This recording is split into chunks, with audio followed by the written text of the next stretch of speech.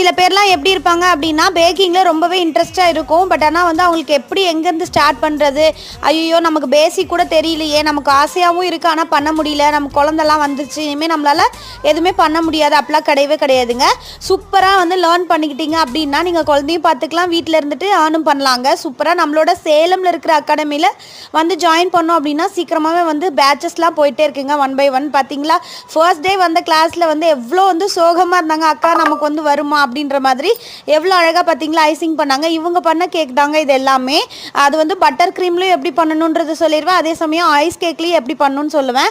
அக்கா எனக்கு இன்னொரு வாட்டி கிளாஸ் எடுக்கிறீங்களா, எனக்கு வந்து சரியாக வரல அப்படின்ற மாதிரி கேட்டிருந்தாங்க.